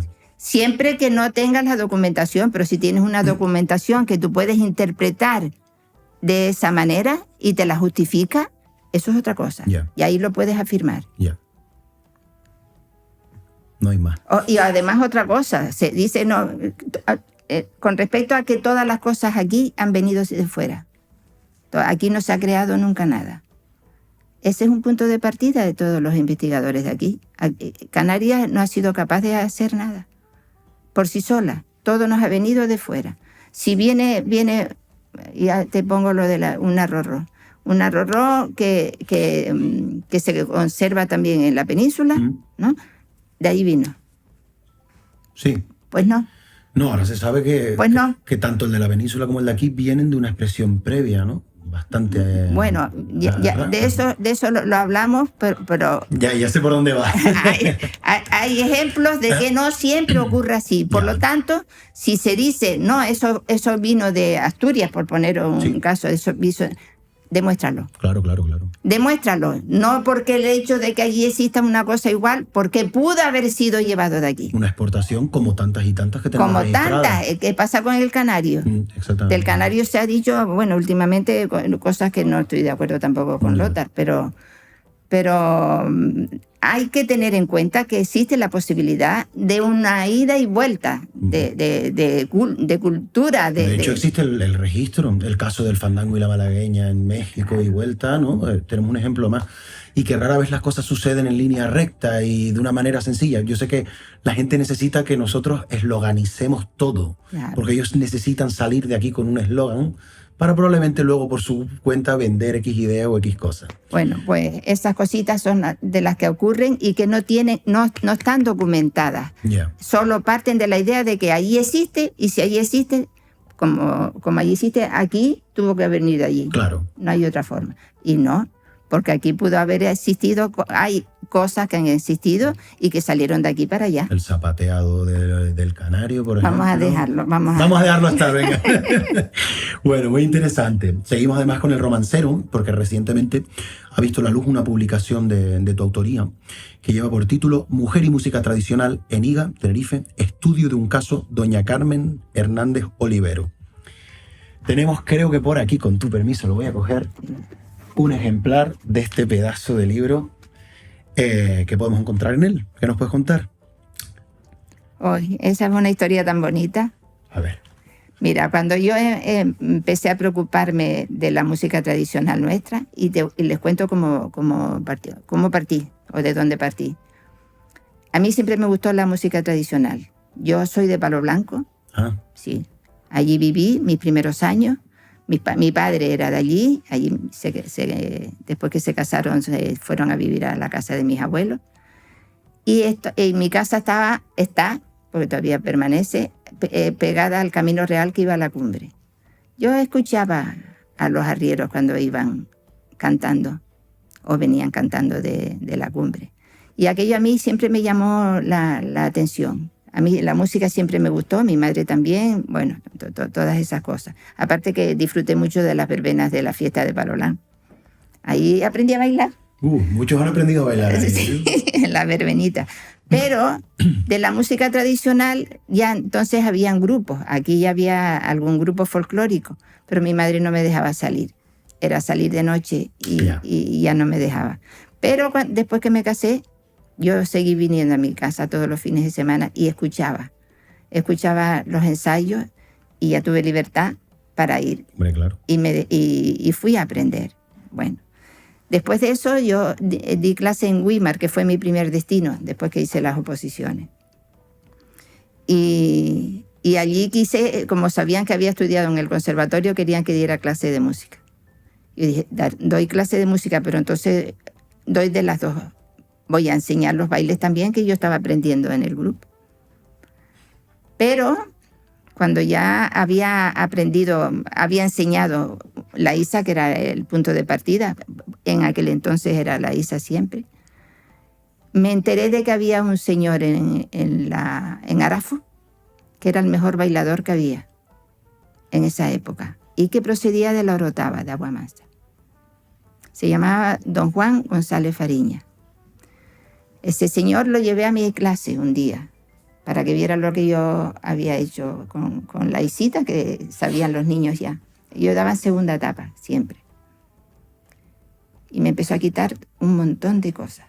Dice, esto no se podía hacer por esto, esto tampoco, no sé cuánto, no sé qué. De todas las figuras que yo le había enseñada. Y entonces ahí me empezó el interrogante mío grande. ¿Qué pasa aquí? ¿Por qué yo estoy aprendiendo eso de esa manera? ¿De dónde sale esa forma de bailar? Aquí, la que yo había aprendido. Y cómo era realmente eso cuando don Juan fue mi primer maestro. Cuando don Juan me dice que eso no podía ser de esa manera. Bueno, pues ahí empecé. Ahí tiraste del hilo. ¿Y sabes lo que hacíamos después? Íbamos a Arafo los sábados a buscar a don Juan para que viniera aquí a enseñar a un grupo que como yo pensábamos lo mismo y nos reunimos en lo que hoy es la Casa de la Cultura, que era la OGE. En aquel entonces era la OGE. Pues ahí partió todo, de ahí, de don Juan. Él fue mi gran maestro, el que me hizo ver que lo que se estaba haciendo no era correcto. Quizás lo que se estaba haciendo venía heredado de toda esta sinergia de la sección femenina, claro, sí. de preparar los bailes para el escenario, de coreografiar las cosas. Ahí empezó la supeditación de la música tradicional al escenario. También la tenemos contemplada en este medio, es decir, nosotros no establecemos un criterio valorativo entre un paradigma y otro. Es verdad que esa manera de entender el patrimonio, o en este caso la música y la danza de transmisión oral, es muy abundante y lo encuentras a patadas. Y lo que estamos hablando ahora, si no escaso, inexistente ya prácticamente, ¿no? Ya. Esa manera, esa danza, en este caso entendida a la antigua, de mira, aquí no puedes coger a tu pareja porque tú no puedes tocar a tu pareja. Tú un baile de X tiempo, no, por poner un ejemplo. Sí, así fue. Eran cosas relacionadas sobre todo con el tipo de relación, valga la redundancia, que había entre hombre y mujer. Habían cosas que no se podían hacer, coger por el codo y bueno, una serie de cosas. Bueno, pero entonces yo a partir de ese momento, ¿qué es lo que hice? Empezar a revisar dónde estaba la música tradicional en las publicaciones. Toda la literatura que entonces estaba publicada, que había alusión. Y una de las cosas que me encontré, y fue muy importante, es el romancero general de las Islas Canarias, La Flor de la Marañuela, que se publicó por Diego Catalán en el 69. Bueno, pues lo que hice fue, porque no contiene música naturalmente, pero sí tiene alusiones a música, y empecé a ver, hice un listado de todo Tenerife, me cogí todo Tenerife, que era el campo de mi trabajo. Alusiones a la música. Las alusiones que había, pero también la edad que tenían las informantes, para ver si yo en aquel momento, eran los finales de los 70, 80, encontraba todavía gente que sus romances los cantara, para ver qué música tenía. Y en el recorrido, la primera persona que me tropecé fue doña Carmen Hernández Olivera, una señora de aquí, de al lado de casa, que resulta que tenía relaciones con mi familia porque mi abuelo paterno era de La Puente y ella era de la zona que está a caballo entre la Cruzante y la Orota, y la Perdón. Pues entonces trabajé muchas horas con ella, porque la sabiduría era tremenda y era tal que le dije, doña Carmen, tenemos que hacer un libro porque usted sabe demasiadas cosas. Fueron más de 9 cintas de 90 minutos. Madre mía. Pero nunca paró. Entonces, como le dije eso, yo me comprometí a hacer un libro, un trabajo. Estaba entonces el premio Viera y Clavijo, que ahora se ha retomado de nuevo, la casualidad se tomó de nuevo. Pero yo quería preparar el libro entonces para presentarle al premio Viera y Clavijo y que el premio fuera para ella. Claro. Para ella. Pero justo ese año se acabó. O sea, lo clausuraron, no continuaron adelante. Y siempre quedó latente en mí el compromiso que contraje con ella, porque además yo la veía siempre en las Navidades. La iba a ver y siempre me tenía alguna cosa. A la nieta le decía, Carmen Elena, toma nota de esto para que se lo deje a Carmen Nieves, o para cuando Carmen Nieves venga, porque ella tenía conciencia de lo que sabía y del valor que tenía. Era una persona extraordinaria. Y de una memoria... Con mucha intelectualidad también, no sé. Mucho. Y una memoria extraordinaria. En aquel momento fue un impacto muy, muy grande. Bueno, yo no me he tropezado. Y además, Si te fijas en La Flor de la Marañuela, ella es la que tiene mayor número de romances. Ah, sí. Sí, sí. Y en el que publicó Trapera ahora, que es general de Sí, Tenerife, pero que no es general porque le faltan muchas cosas, pero que también lo reconoce como la mejor romanceadora. Y eso que no está recogido todo lo que está aquí.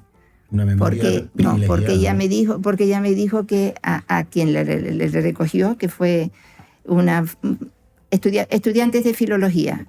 Ya no sé si lo habrás leído, María Jesús López de Vergara. No. Bueno, son dos que estudian filología románica. Y entonces el Cabildo les dio una beca, fíjate, una beca para recopilar el romancero.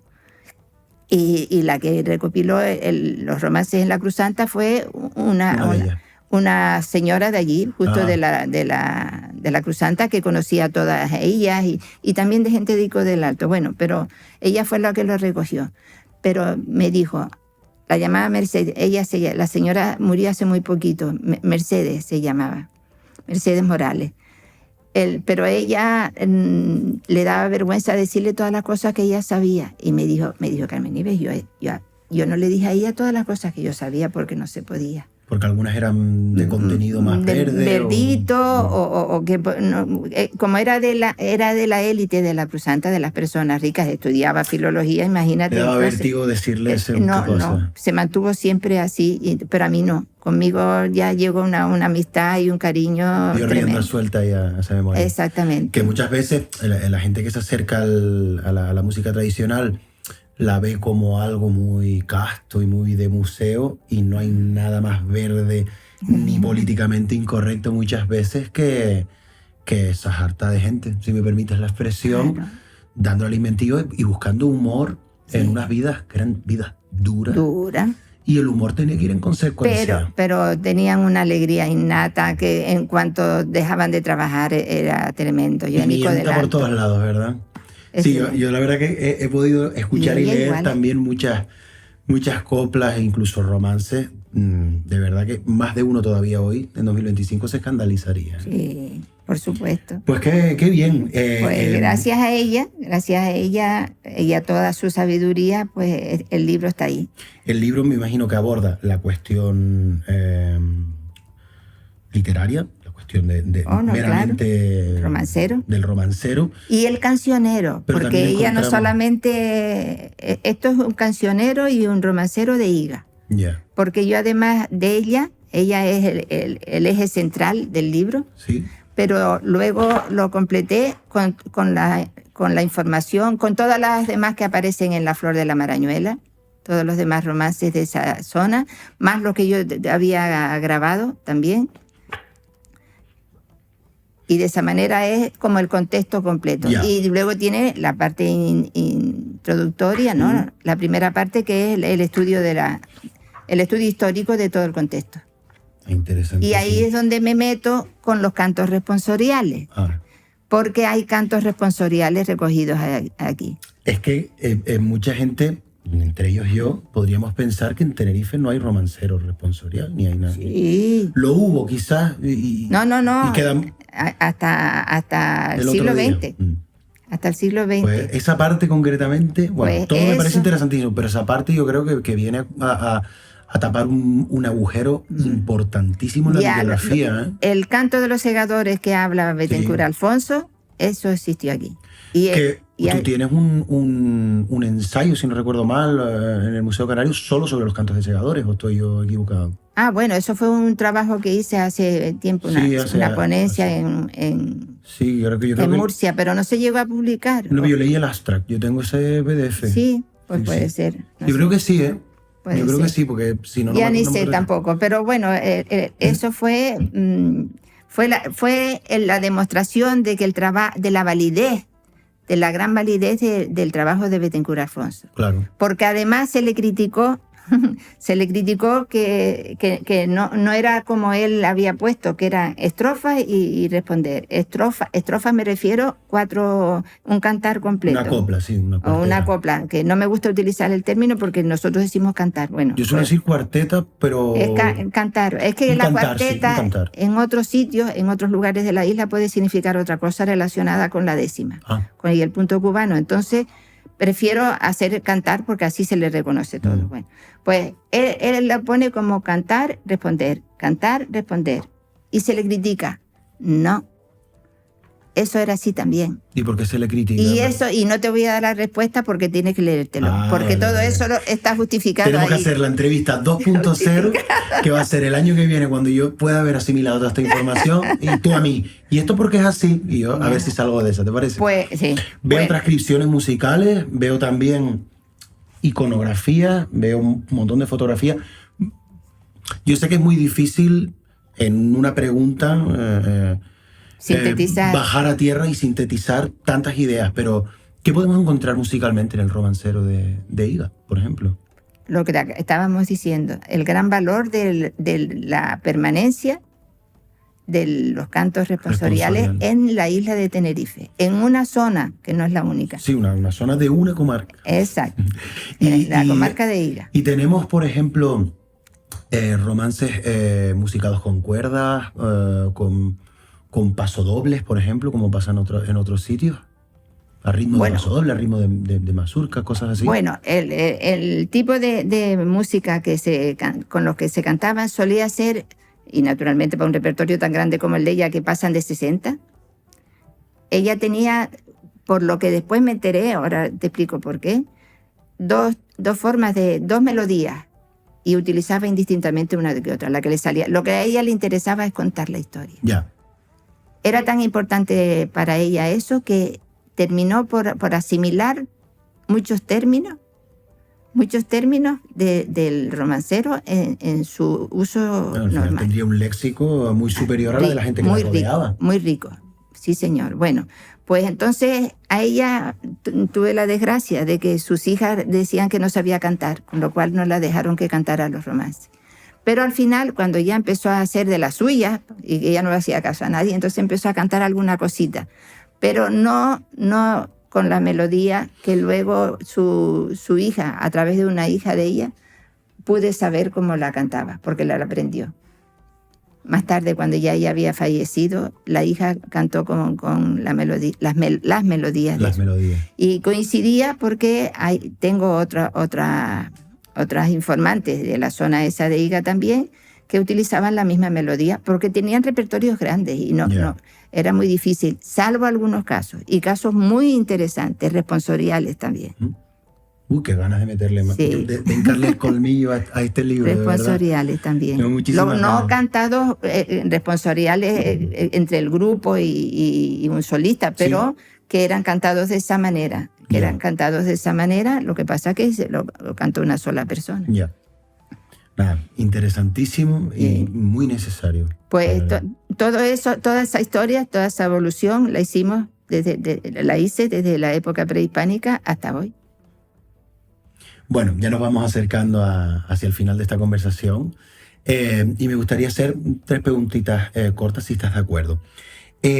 La primera, desde este medio animamos a espectadores y oyentes a estudiar musicología u otras humanidades y abordar nuestra cultura, visitar nuestra cultura, que además hemos constatado que tiene hambre de la acción de determinadas disciplinas. ¿Qué consejo darías hoy a alguien que mañana, por ejemplo, empieza a estudiar musicología? Que empiece por conocer la música tradicional, que es la que nos identifica. Porque de otra manera seguiríamos siendo y seguiría siendo analfabeto musical, tal como lo considera el analfabetismo la UNESCO. No solamente es saber leer y escribir, hay que conocer la historia, la geografía y todas las demás disciplinas académicas que se plasman también en la cultura tradicional. Ahí queda dicho. Me encantó la verdad. Bueno, también intentamos dar mucha importancia a la cimentación bibliográfica, ya que, bueno, somos un medio divulgativo, no somos una revista científica ni muchísimo menos, pero intentamos que todo el discurso que plasmamos esté lo más apoyado posible, y cuando toca ser escépticos, pues ser escépticos y estar cómodos en la duda. Entonces, aparte de algunos libros de tu autoría, muchos de los cuales han salido aquí, otros no han salido porque has tenido pues, una carrera muy fructífera y muy extensa. Entonces, aparte de los textos ya nombrados, científicos o divulgativos, específicos de nuestra geografía, debemos tener en la estantería a toda costa. Bueno, hablo por mí misma. Sí, evidentemente. Te pregunto a ti por tu opinión, por tu manera de verlo. Yo, todo lo que había, todo lo que ha habido y hay, pienso, habrá alguna cosa que desconozca, he procurado siempre tener la mano. En mi biblioteca existe toda la bibliografía, o he procurado tener toda la bibliografía que existe al respecto. Y creo que eso tenemos que tenerlo. Sea de una manera divulgativa, como dices tú, libros muy pequeños, lo que sea, pero todo es interesante.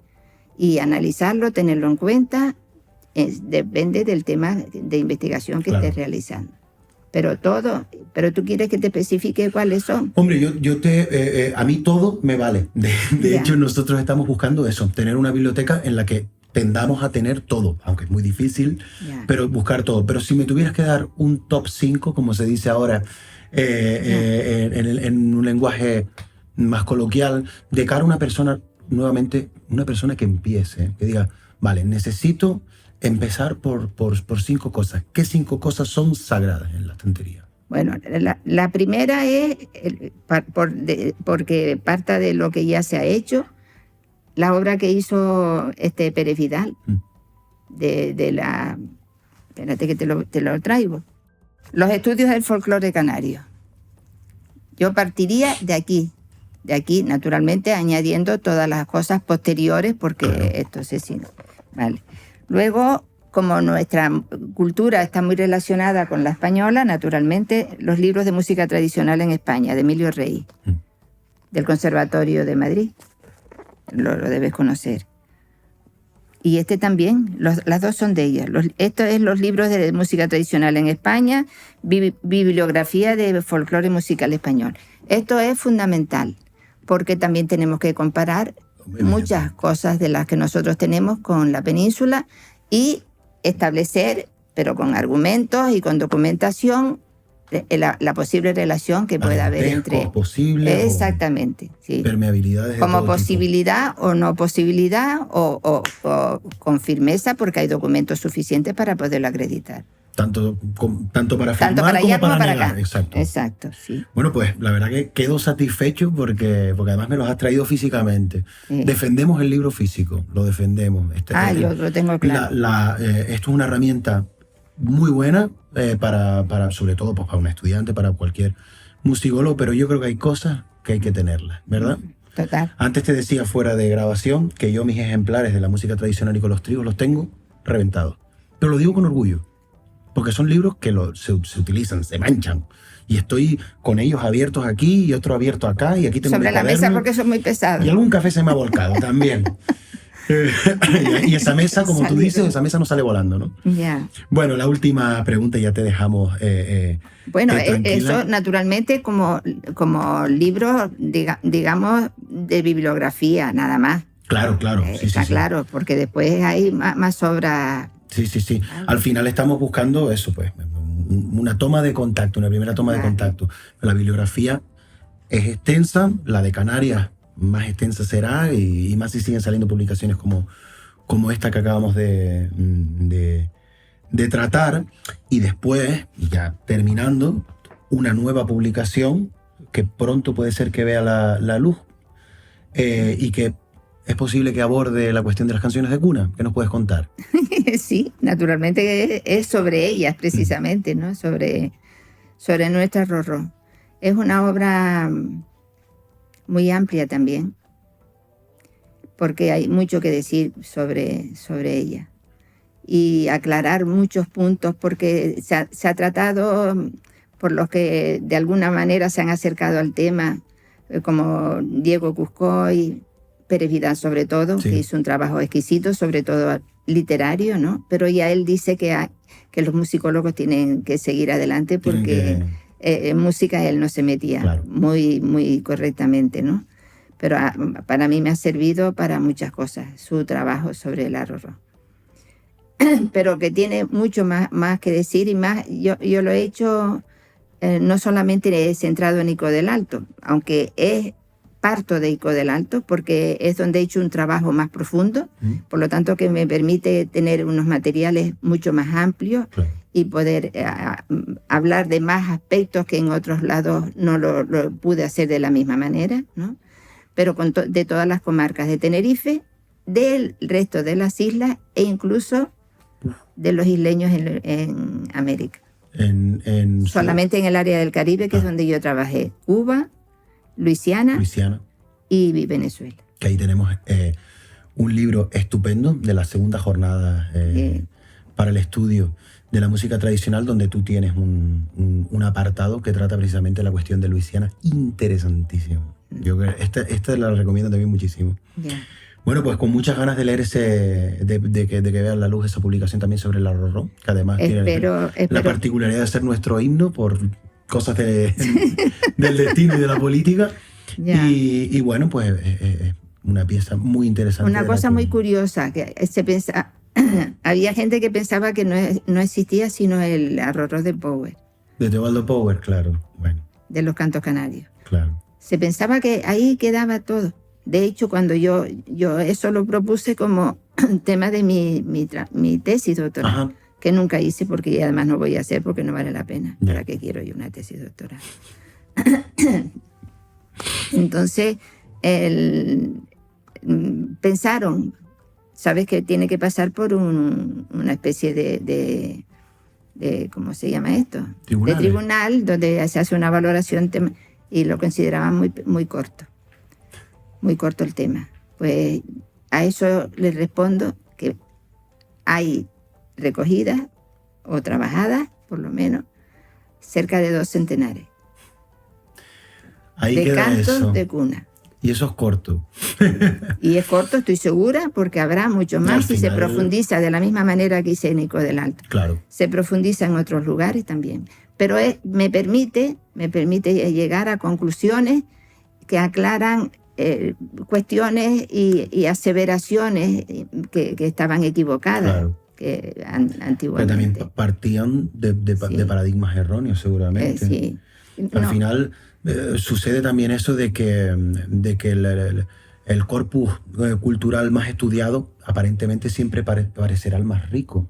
No es que sea el más rico, simplemente es que sobre ese alguien se detuvo. Claro. Y tomó una temperatura de la riqueza, ¿no? En este caso, pues, en Ico de los Trigos y en el resto de comarcas, como tú acabas de decir, tú pudiste hacer ese trabajo y fíjate, 200 variantes o 200 cantos. 200 cantos distintos solo de canciones de cuna. Muchísimas ganas de y cosas de preciosas, realmente preciosas. Y me imagino raras también, ¿no? Y raras.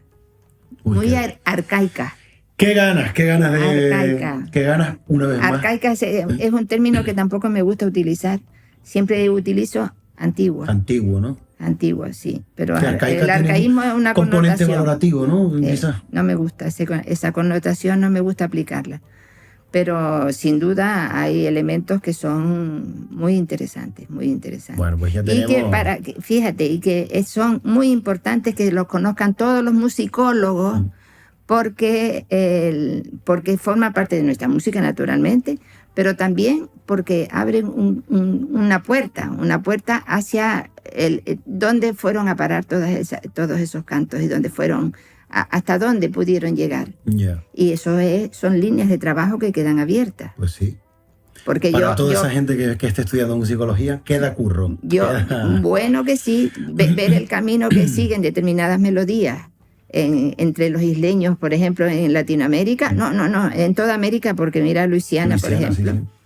Sí. o en San Antonio de Texas. Lo que pasa es que yo no he Y visto San ninguna publicación Agustín. sobre eso, ¿no? San Agustín, no. Ahí no se ha hecho No se ha hecho nada, ¿no? Y ahora no creo que se haga nada, porque Pues como ya. con el que tenemos al frente Con del país, Con el amigo Trump me parece ya que está la no cosa pueden decir complicada. ni que vienen de los isleños, pues capaz que los expulsa. Sí, sí, sí. Ya. No te extrañes. Bueno, Carmen Nieves, ha sido un placer enorme esta conversación contigo. Hablo por mí, por todo el equipo, cuando te digo que Espero haber sido clara, porque esa siempre es mi preocupación, aunque a veces la pasión me puede. cristalina ha Sí. sido. Sí, no, la Espero verdad que se me entienda. tener una persona de tu talla intelectual y con tu bagaje Mira. ha sido un placer para este medio y vamos, nos llevamos esta entrevista en el corazón y la atesoramos como un mirlo blanco, como se dice en Agua García, donde yo vengo. Esto es un mirlo blanco. Muchas gracias, pero de todas maneras no soy una persona de una talla tremenda, soy una persona trabajadora y que me gusta hacer las cosas con rigor, porque son nuestras cosas y se merecen un respeto. Pues sí, la verdad que lo hemos podido comprobar. Y cariño leyéndote. también. ¿Sabes? Una de las opiniones que me han llegado justo de un villancico de Diego Durón, que tiene la melodía del canto responsorial. Ah, sí. Ahí está. Bueno, es que Diego Durón era muy curioso, ¿verdad? Bueno, he visto varios trabajos sobre... En los villancicos se atrevió a meter muchas cosas que ya en el siglo XVIII no eran muy usuales, ¿no? Ya. De la música popular, y él lo hizo. Y entonces, y porque dije yo esto, te lo quería decir, ¿por qué? Ay, se me fue la idea. Hablábamos de hacer las cosas con rigor y con cariño. Cariño. Bueno, pues la transcripción musical del documento, del villancico ese, me lo hizo un musicólogo del CSIC de Barcelona. Ajá. Sí, una persona exquisita. Y entonces le mandé un ejemplar, había quedado en mandarle un ejemplar del libro, y él se esperaba un librito chiquito. Y cuando vio el libro tan grande, bueno, valoró la magnitud y dice, sin haberlo leído todavía nada, cuando le llegó a sus manos, se ve que se está hecho con mucho amor. Eso para mí es lo más bonito que me pueden decir, porque es verdad. Hombre, respeto y amor a lo desde nuestro. luego, como lector, humildemente creo que sí, que exuda amor y cariño en el sentido de que cualquier persona que haya tenido que escribir un párrafo hará un cálculo de horas. Y esto es un trabajo de una vida prácticamente, ¿o me equivoco? Sí, sí. Sí, Bueno. llevo toda la vida, desde que don Juan me cambió el chip, de don Juan González, ya no he parado. Ya no puedo parar, no puedo parar. Me paro cuando ya estoy cansada o por problemas de vista, que tengo problemas, pero de resto no puedo. Para adelante siempre, es un ¿no? compromiso, porque hay un compromiso con toda la gente y hay que cumplirlo. Y como soy muy minuciosa, pues me cuesta mucho. Sí, pero cuando sale esta última versión ya, ¿no? No hay segunda Así edición. lo ya. intento. Pues nada, Bueno, Carmen en Nieves, fin. muchísimas Que gracias. tenían que haber estado en la presentación, porque fue de una emotividad muy grande. Y vamos a ir, de hecho, creo que hubo 2 fechas, ¿puede ser? El 3 de octubre estaremos en La Perdoma, que Sí, es pero- el otro núcleo. Pero cuando se Que lo presentó ya no cambiamos. se rodó. Se rodó. Podíamos ir a la primera y a la segunda ya Pues teníamos... eso le pasó a más gente también. Nos dio mucha qué pena. lástima. Pero pero- iremos a la otra, el 3 de octubre. Pero no, aquella fue irrepetible. Sí. Yo nunca he vivido una cosa tan bonita. Y los términos que ha utilizado toda la gente, porque yo nunca había sentido la vuelta de lo que yo intentaba transmitirles a todos, con la misma emotividad y pasión que con la que yo se lo transmití. La sentiste de regreso. Lo sentí eso. de regreso. Unánime. Fue una cosa tremenda. Yo salí extenuada.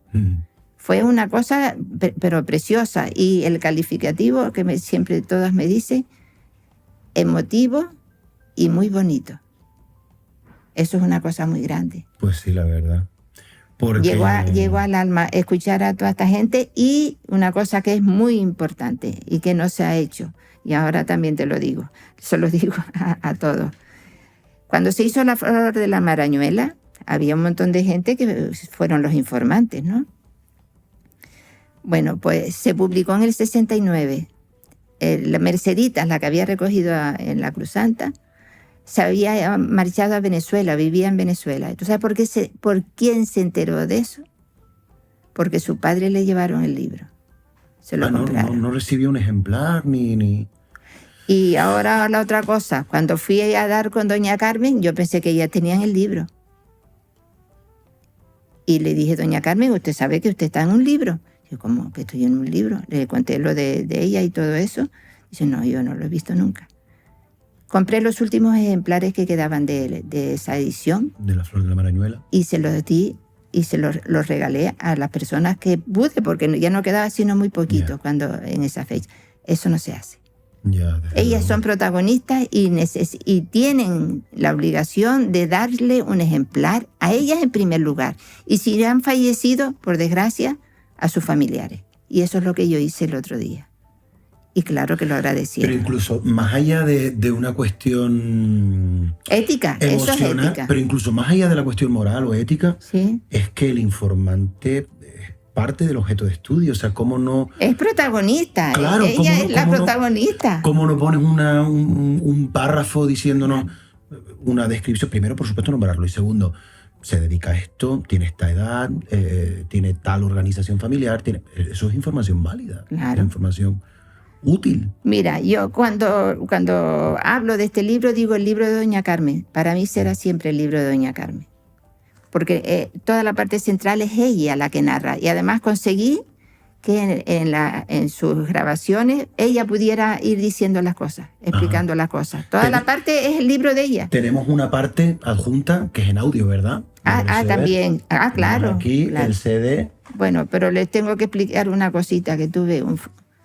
Para escuchar también cosas muy interesantes, me imagino.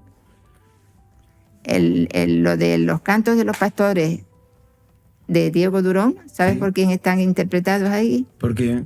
Porque pensé en una cosa que me pareció interesante también, es una idea que se me ocurrió un día. Y dije, la gente que no sepa música no puede leer la partitura que yo puse, aunque puse la transcripción en versión actual, digamos, y la histórica, pero no lo oye, no sabe lo que está sonando. Le pedí a José Manuel Ramos si le importaba cantarlo y lo cantó. Qué bueno, qué lujo. Lo cantan. Están los dos. Y Bettencourt Alfonso, que eso tampoco se sabe, él habló con un director de orquesta, de banda, un director. ¿Cómo se llamaba? Ya no me acuerdo el nombre. Ay, ya estoy cansada. Hombre, son muchos nombres los que han salido hoy. Sí, bueno. Pues le transcribió ese canto. Y lo cantaba naturalmente Manuel Fariña, que fue el que ha trabajado sobre Bettencourt Alfonso. O sea, que tú necesitas que te graben una cosa y te llamas a José Manuel Ramos. Claro. O sea, ella no puede llamar a un vecino, no, a don José Manuel. Es que teníamos un acuerdo, porque si no yo no le permitía. Yo hago esto, pero tú... Era un quid pro quo, claro. Sí, fue un trueque. Claro que sí. Fue un trueque, sí. Y él encantado, la verdad. Pues él se hasta el final. Pero tuve un problema, por lo que tardó este libro en salir. Por un problema de las elecciones, cambio de gobierno en patrimonio. Bien, yo había puesto un orden en el CD, ¿no? Sí. Vale, pero pasado el tiempo, vi que pasaba el tiempo. Déjame colocarlo bien, sí. No se me arrugue. para que pasara... Dios. Para que pasara el tiempo, decía. No, que pasó el tiempo y entonces yo me reuní un día con Fabiola para ver si ella estaba de acuerdo con el orden que yo le había dado o le parecía más interesante hacer el cambio. Hicimos unos cambios en el orden. Y yo lo dejé para cambiarlo porque yo tenía las referencias en cada texto donde aparecía, donde pueden escucharlo, ¿no? Y resulta que cuando veo ya con el libro ya hecho y todo, y digo, ay, aquí no coincide, ¿qué es lo que pasó aquí? Había pasado el tiempo, yo confié en que ya había hecho aquella rectificación y no la había hecho. Y tuve que poner una fe de rata. Y esa fe de rata benefició porque lo puse aquí al final, lo pusimos aquí. Y aquí tienes los cortes y dónde lo encuentras. Bueno, ¿vale? Lo que es cada cosa, pero me dio muchísima pena. Bueno, pero lo resolví, pero qué disgusto, no.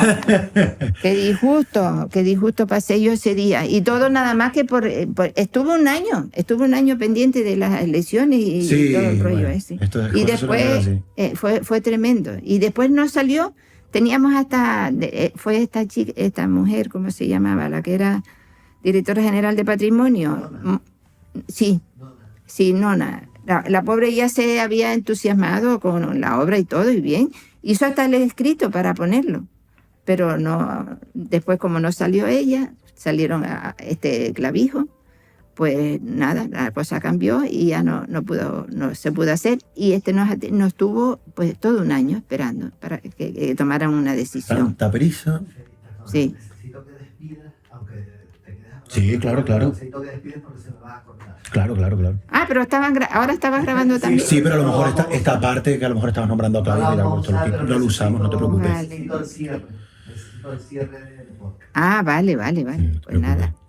Bueno, repito, ha sido un placer enorme. De hecho, cuando nos quieras volver a recibir, dentro de un año, cuando salga, Dios mediante, la publicación de las canciones de cuna, nos encantaría volver a hablar contigo, porque ha sido un privilegio. Además, te tengo que hacer una reseña de esta otra publicación que pasamos a leer esta misma noche. Empiezo a hincarle el colmillo. Carmen Nieves, muchísimas gracias. Lee el prólogo, porque está hecho por una eminencia. ¿Por quién? Si se puede saber. Catedrático de literatura oral de la Universidad de Alcalá, que se enteró de esto. José Manuel Pedrosa. Sí. Se enteró de esto por una amiga común en Madrid, que se le habló del trabajo y se vino para acá y se llevó no sé cuántos ejemplares. Y desde entonces ya tenemos una amistad. Amigos para siempre, ¿no? Amigos para siempre. Y le pedí que hiciera lo de Doña Carmen. Y léanlo porque dice cosas realmente preciosas. Empezaré por ahí. De Doña Carmen. Sí. Que es de quien hay que hablar. Que en este caso, por cierto, es tocaya tuya. Sí. O sea que es el libro de Doña Carmen por partida doble. Así es. Es protagonista y escritora en este caso, ¿no? Sí.